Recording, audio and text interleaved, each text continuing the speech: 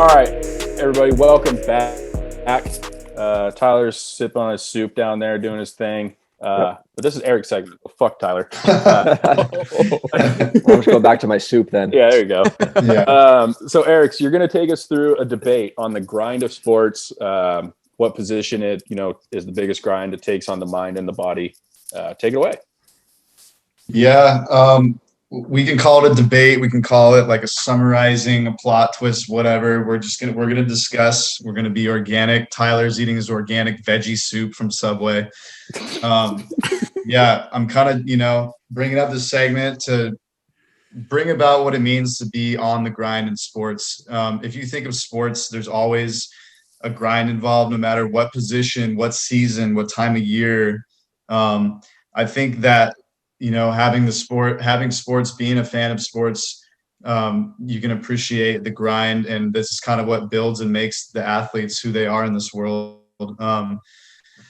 Right off the bat, no pun intended, baseball season is around the corner. We'll get to that later, but I'm thinking of what is the toughest sport position physically that just literally grinds your body down. I feel like we've kind of talked about this before. I would have to say the hockey goalie. The amount of things it takes is endless. I've heard stories about Jonathan Quick, like his daily schedule. It's like prehab corrective exercise sessions, yoga and flexibility, mobility sessions, doing all your team activities, lifting.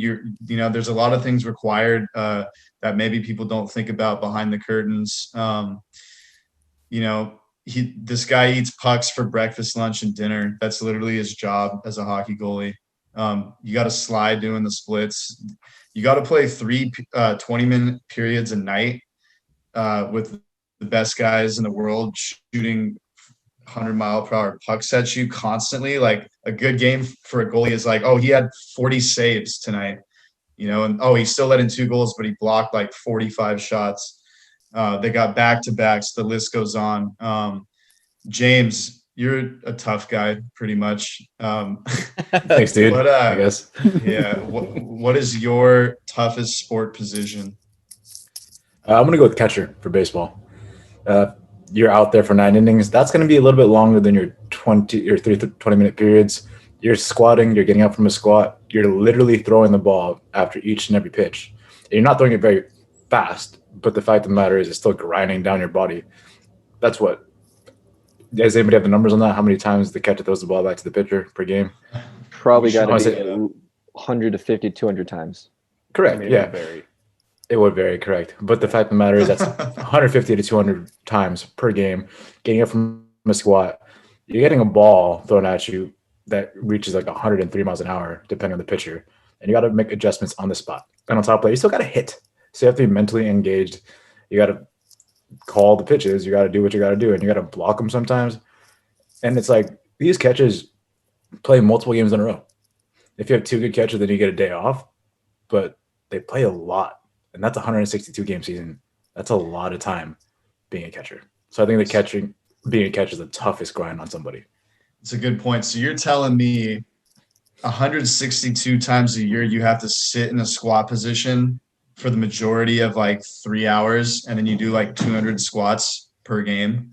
So whatever that is times 162 times 3 to 4 hours times the amount of too much math, too much numbers. But I believe you. That does seem like a pretty tough position. Alex, you're a baseball guy. I'm interested to hear what your toughest position would be in sports. Yeah, I thought a catcher, and I was going to say it. And then when James started saying it, I was like, damn, I got to think something else. So I'm going to go with any offensive lineman in football.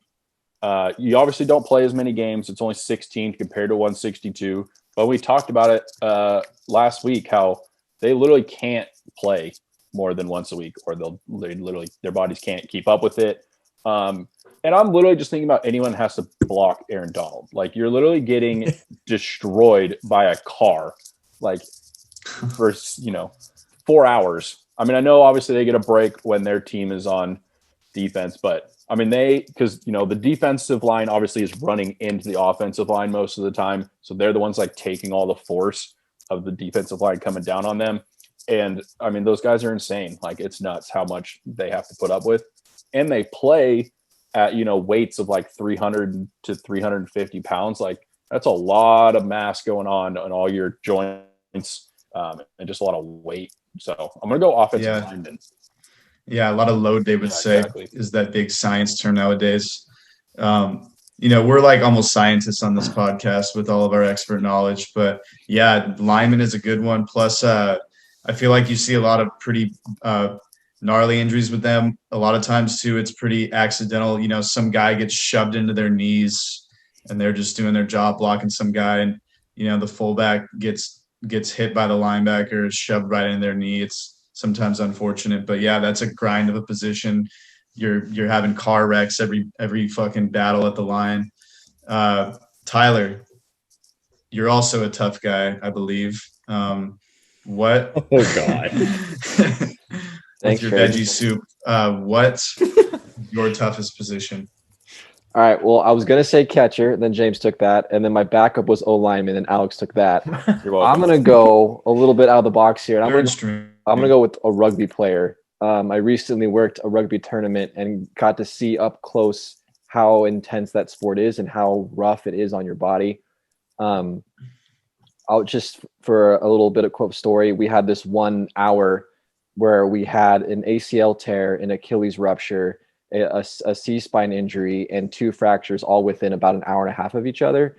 So it's just the amount of just absolute contact that goes on constantly. If you ever watch rugby, they don't really stop for about 20 minutes at a time. They got, I think it's 20-minute halves, and they just go all out for 20 minutes. They got a little bit of a break, and then they go all out for 20 minutes again. And the ball doesn't really stop unless it goes out of bounds. And even when it goes out of bounds, they quickly get it back in, and it's a constant movement. So think kind of like football, but without the stoppage, and it's just constant. So I'm gonna have to go with a rugby player. Yeah, those scrums. I want to get to understand rugby more. Like the scrums just seem like a big giant like WWE Royal Rumble match. Like every time the ball's on the ground. Yeah. And then I had a buddy. Shout out my buddy Romans. Like he just fucking like he plays rugby. He gets hurt every other weekend, and he just like broke his foot one time. He's just limping around on it. He's like, I think it's good. I think it's fine. We kept telling him to get x-rays. Like it pretty much all the signs were pointing that he just had a broken foot. He's just walking around on it thinking it's fine. Traden, last but not least, give me your toughest athlete position. I'm guessing it's hopefully going to be hockey, just like mine. It's actually not going to be hockey. How about the grind of athletic trainers in pro sports, especially the NFL? I feel like they're working like every single play because there's a freaking injury on every play. But Alex took mine. Mine was the O-line, but then I thought about it, and I'm gonna give it to the running back of a football team. Just like a 1B type of situation here, because I mean the average career length is almost like just over 2.5 years, because they're taking the ball. And the difference is they're generally not right at the line. So they have a little bit more of a running start, and they're running into literal brick walls, trying to just gain, 3 yards, 4 yards. Like that little amount of yardage for the amount of pounding your body takes takes a toll on you. And, it seems like every running back, especially, I mean, we saw it this year. So every running back has faced injuries. It felt like, and especially those top level running backs, they have to face big dudes, and not only that, but also have to make some skill plays, make some there's some decision making involved. So there's a little mental side to it that can be a bit of a grind, while you're also trying to just physically just will your way up the field. So I'm going to give it to the running back on this one. Yeah, I mean, you look at Todd Gurley, literally like grinded his knees away. Shout out to Todd Gurley. I hope you do well. I hope you have a good season this year, whatever's left of your career. Let's get right to the next question of the debate. I'm going to go with Traden first. Which sport is the hardest season of a grind to get through unscathed? So for me, I'm going to go football. Yeah. Everything in football has to go right. Like, even if you just have the top squad, you have to have everything. You have to have things fall into place. You have to have a little bit of luck to get to that final game. And even getting to that final game, you always like see there's some pieces that are missing, you know. I mean, we just talked to linemen, the Chiefs, their starting tackle had a ruptured Achilles the game before they got to the Super Bowl. I think the Bucs had a couple of guys on defense that were out for them. But for me, I got to go with football. You know, it's so many guys come and go with on the injury list. Trade, what you got? Well, I'm gonna have to call. You know, you took mine again, so I'm gonna have to go with something else. But I'll take hockey this time, specifically the NHL. Just that long. It's a long, grueling season. Typically, it's 82 games. In this case, it's actually it's truncated at 56. But they're playing 4 or 5 games in a week. I mean, we've never seen them play this many games, and that takes a toll on you. And by the way, once you get to the playoffs, I mean, it has historically been the hardest trophy to win in sports. And typically we're not seeing, you know, towards the end of the playoffs, you will see it. You'll see the play of the game. The integrity of the game is not quite as, you know, open as it usually is. It's a battle of attrition. It's a battle of who can handle the pain more. And that's why I think that's why I put the NHL right up there with the NFL. No, they're not playing as many games. They're not facing the same type of intensity in terms of the hitting, so to speak, on a minute by minute basis. But in terms of the long stretch of the season, I think it's more of a grind than the NBA personally, but the different sports. So yeah, I would agree with you on that. Just the impacts and different things. Especially, I love seeing you see those 4 overtime games in the playoffs. Just a straight grind. I wonder how many times I've used the word grind so far. There's more to come. Tyler, 12. What do you got? Baseball, just the amount of it's just the amount of days that they don't have off. They have very, very few days off. I think that's what makes it really tough.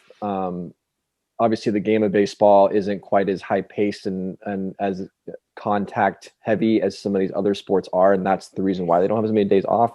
But I think just mentally, and physically too, it's just a different type of wear and tear in your body and in your mind when you don't have any days off. And it's just constant, 6-7 days a week for 5 or 6 months, depending on how long your season goes. And that doesn't include spring training that lasts forever. And it's a long season with very little break. Games are long, days are long. It's just a long marathon of a grind. So I'm gonna have to go with baseball on that one. Yeah, it is a straight marathon. It's basically half a year, playing that sport. Like you said, the spring training, all that, and the training camp is like, a whole nother month or two of time. So, it's probably like 200 days out of the year that you're, dedicated to work. So that is a tough one. That might take the cake. Alex, what do you got? Yeah, it's hard. I think it's football, to be honest. I mean, look at some of these star athletes getting hurt in the first game and missing all these, the entire season. But baseball, like, just to put into perspective. So most quarterbacks get through the season unscathed if they don't suck dick. Like, they're going to play all 16 games. Like, it kind of depends. Like baseball, the current active streak leader for playing games consecutively is 247, which is like a year and a half, pretty much. Where, when's the last time Tom Brady missed a game? That wasn't for his team's 13-2 in the final game of the season. Like, he doesn't need to play kind of thing. Like, so baseball, I think football's harder on the body, but baseball is the ultimate grind. Just like Tyler was saying, you pretty much get no days off. I mean, think about it. If your team finishes the World Series out in a normal season, you're playing from the beginning of February until the first week of November. You literally get December, like most of November, December, January off. If you're a pitcher and catcher, you're going back first week of February. You're playing 9 months straight with less than 30 days off total. So yeah, definitely like a mental toll when you only have 2 months off a year. That's if you're on a good baseball team. Hopefully that happens with the Angels this year. We'll see. James, what sport are you going to pick? Your question was, how do you get through this, or what's the hardest season to get through unscathed? And I took that as injury-wise. And I think it's NHL. Yeah. But the reason being is that you have literal weapons that you're using to attack other hockey players. And there's really no other sport that does that, because baseball, you have a bat, but you don't hit people with your bat. But in hockey, you have your stick, and you definitely hit people with your stick. So that's the thing there. And the razor blades, dude, like on the skates, you can literally cut somebody's neck open, which has happened like twice. Yeah. That is sketchy. Like if you cut a finger off, dude, hockey is dangerous as shit. If you can't skate, don't be out there. And I mean, you don't see it in the NHL. Most people can see it in the NHL, but like the lower league and stuff, man. Yeah, it's some sketchy stuff, and people get hurt way too often. And I've seen it because I work hockey. At the pro level, though, I think you would agree that the NFL is probably, it's just a little bit hard. Like it's way harder. I feel like to, at least unless you're a quarterback, it's a lot harder to go through a whole season without anything. I mean, I feel like. Go ahead. The thing about hockey is that, dude, hockey players are tough as shit. Like the thing, like people play with torn everything, and you don't find out until the end of the season. And it's like, oh, you have to have surgery on lower body injury. Yeah, like somebody had a broken foot. I think it was Carlson had a broken foot a couple years ago, and he played through the entire thing, and he was just like, yeah, man, it hurts, but I taped it up, and it's just on the injury report, it's like lower body injury, so you never know. Yeah, and that's hockey, dude. Yeah. But then in the NFL, it's blown out of proportion. It's like, oh, he has a cut. He might be questionable for today's game. So it's just like, it actually surprises me that so I don't know so for the fans who don't know this, that you're probably who watch hockey or appreciate it, you probably don't realize that, like James said, if someone gets hurt, we don't know what the actual injury is. And the reason that is because, to James's point, they're mostly going to be playing. And if they let what exactly hurts known to the world, do you think that the other team's not going to try and give you a little extra hit to the shoulder, or a little bit harder tap on the knee, or the little bit harder tap right on the rib? That's why they do it, because if you're going to have a player like Carlson play, his foot's broken, we know that. Well, let's do a little bit extra to make him really feel it.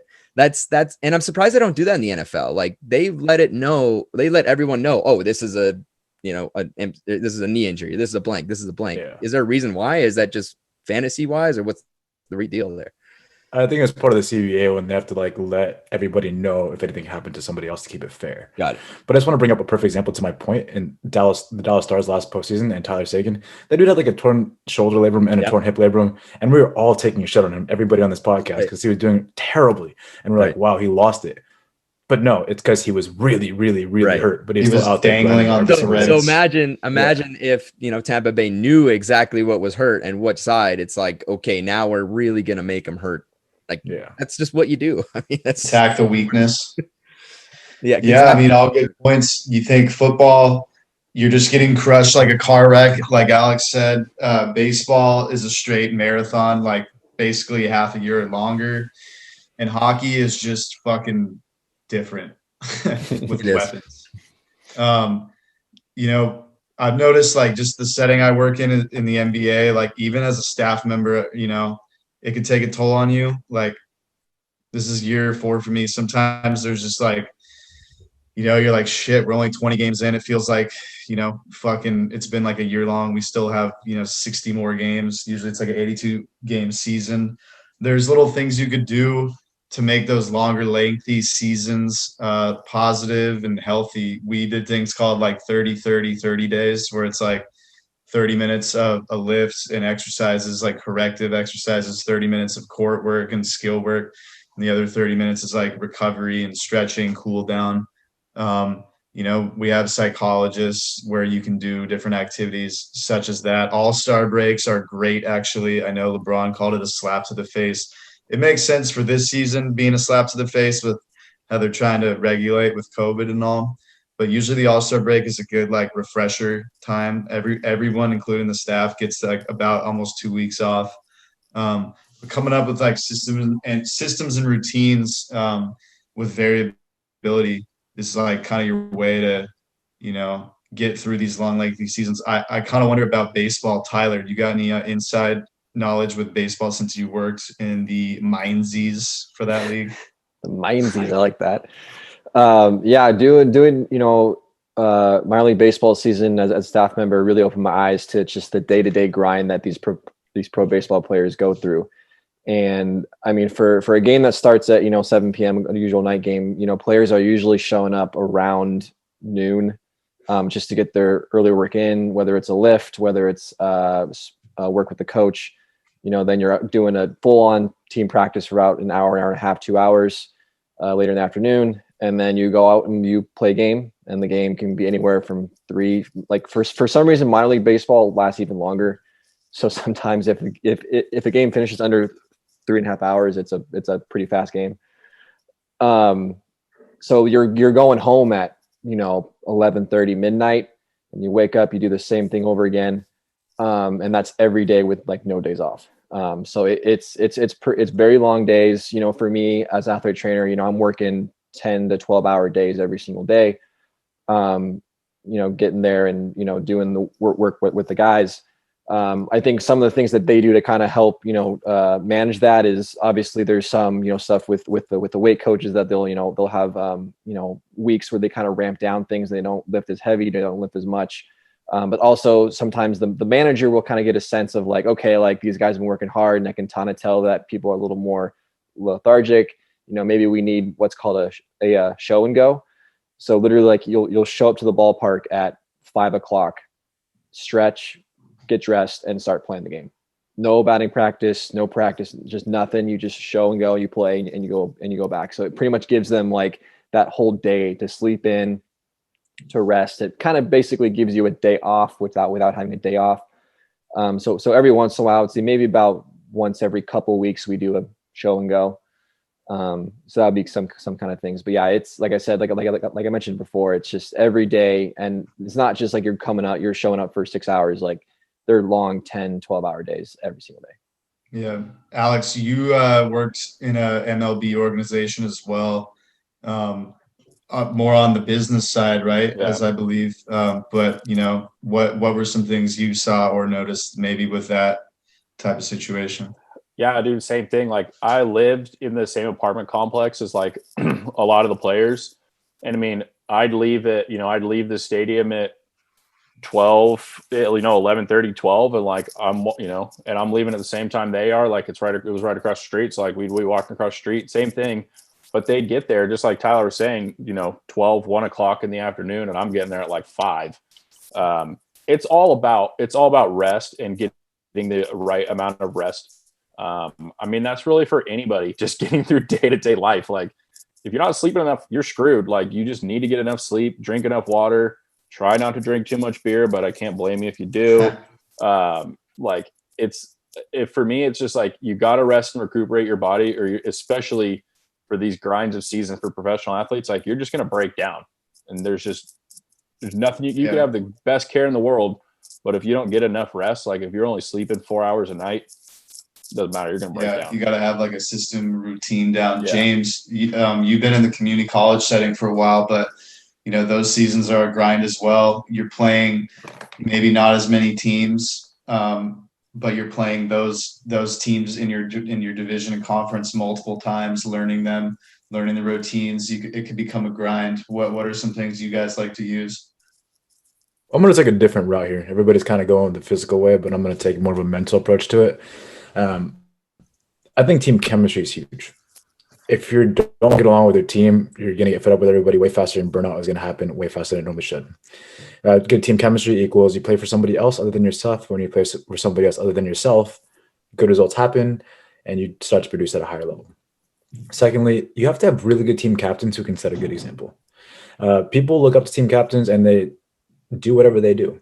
So if you have team captains who exemplify good nutritional habits or good prophylactics, like anything preventative, doing rehab, prehab, post, doing everything they need to do to get their bodies ready and ready to go for the next game and recovered and everything, people look up to that, and people emulate that and copy that. And you see that with LeBron and Tom Brady.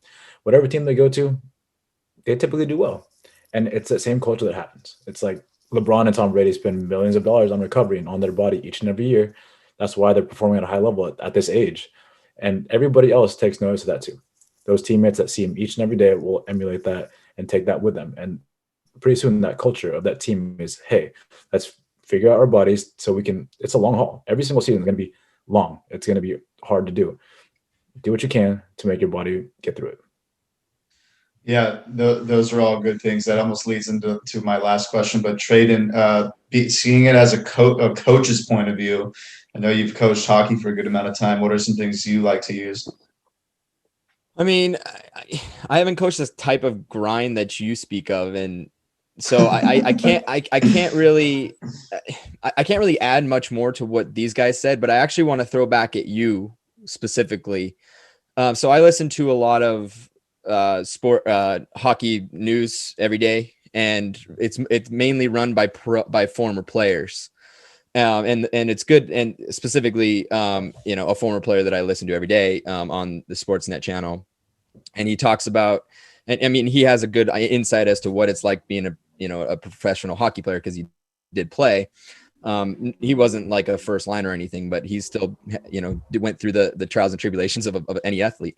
And he said, and I want to know your perspective, if you get this from your athletes, he said that players absolutely love the day-to-day grind when it's a game day. Like, they live for that. They wake up, they love getting up for games, but it's the practice days. It's the other stuff that is the drag, that the stuff they don't like want to have to deal with. Maybe they're like in the NHL, some teams actually do, like scaling, where if you're overweight, you get thrown into a harder workout. So you get that weight down. Like, that's the kind of stuff that they hate and they don't like, but the day grind where they get up, they're eating their breakfast, they're going for morning skate, taking a nap, getting ready for the game. They love that. Is that what you kind of see with your NBA players?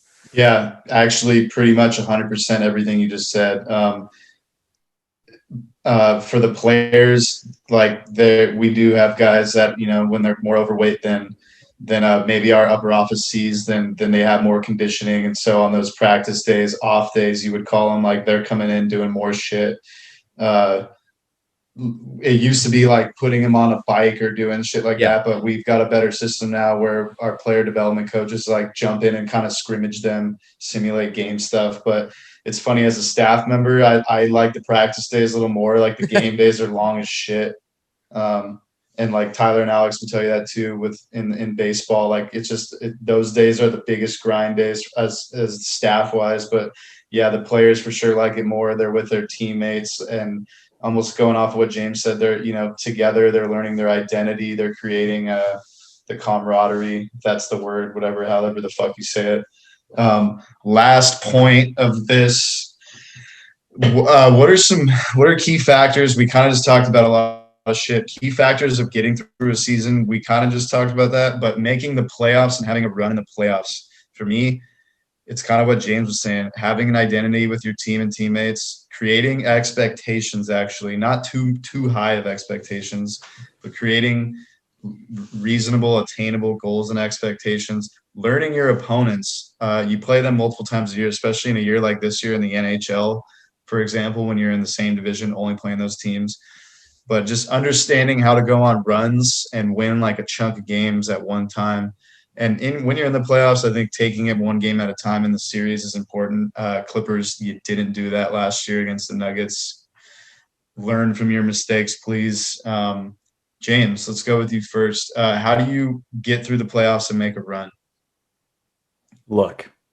That's what's going to come down to. Luck. Like, you could prepare and do everything right, literally everything completely correct, exactly to the book, what you're supposed to do. But some freak accident happens and your best player goes out. That could derail you. And what if the next person goes out? Like, that screws you. And it's nothing you did to yourself. It's just luck. So I think luck plays the biggest factor. I mean, there's preparation and all that, and preparation opportunity goes luck. But the fact of the matter is, if something doesn't go your way, not by your fault, it is what it is, man. Yeah. Traden, what do you got? I would say there's a good amount of luck, and also being able to, like I said this last podcast, being able to handle or adapt to adversity. I mean, when that happens, to your point, James, there are times where you can overcome that, and and learn from those, mistakes. There's some things that you just can't, beat, but there are some things that you can. And it's the teams that make it far that no team has made it unscathed. There's no team that you could tell me has made it unscathed. They're facing some sort of adversity throughout a season and throughout a playoffs. And it's the best team that knows how to be able to handle those minutes of adversity that are going to come on top. Yeah, look at the Lightning. I mean, Stamkos, Tyler, what do you got? Yeah, I'll throw it back to my own personal experience with the Red Sox. We made the playoffs first round. We had it was a best of 5. First 2 games were at our home ballpark. The last potential 3 games were at the other team's ballpark. We won the first 2 games by a lot. We blew them out of the water the first 2 games. We're at home. We had the crowd behind us.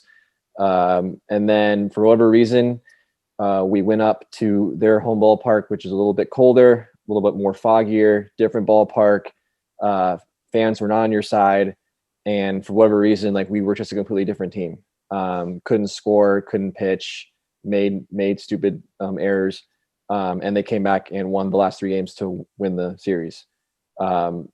And that's stuff like that. That's hard to, make. But I think a lot of it was they didn't carry over. I think they let the outside factors influence them too much instead of trusting their own game, because the baseball game is the exact same whether you play it at your home ballpark or a different ballpark. Yeah, the dimension a little bit different. The fans, the atmosphere is different, but the game itself is exactly the same. So I think it's not letting those outside factors get to you so much. Don't ride the highs too high. Don't ride the lows too low. Kind of stay within yourself and do the best you can. And that's going to be a learning experience for those guys that went through that.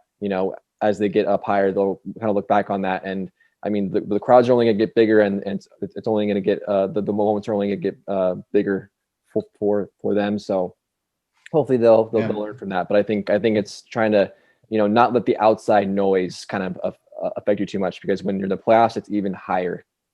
So yeah. Hopefully there's fans this year in other playoffs of sports. I mean, there was in the Super Bowl, thank God. Last but not least, Alex, what do you got? Yeah, I'm going to kind of throw back to what James said on the last question. Lean on your vets. I mean, look at the Bucks. Their team did not change a whole bunch from one year to the next. They didn't make the playoffs last year. They won the Super Bowl this year. Why? They have Tom Brady. He's been to 10 Super Bowls. He knows what he's talking about. Lean on your vets. Look at the Lakers. They get LeBron. They win one of the hardest NBA championships of all time. I mean, look at the Lightning. They lose Stamkos. Oh, lean on Kucherov, lean on Hedman. Lean on your vets. They've been there before. They can teach these young guys how to get through the grind of a season and of a playoff season. And there you go. And then you come up out on top like the Bucks just last night. Damn, we should be fucking coaches and GMs. We got a lot of good knowledge, boys. Thanks for getting through that grind of a segment with us, everybody. It went a little longer than expected, but that's what I got for this week. Dude, Eric, great as always. I feel like our debates and conversations lately have been phenomenal.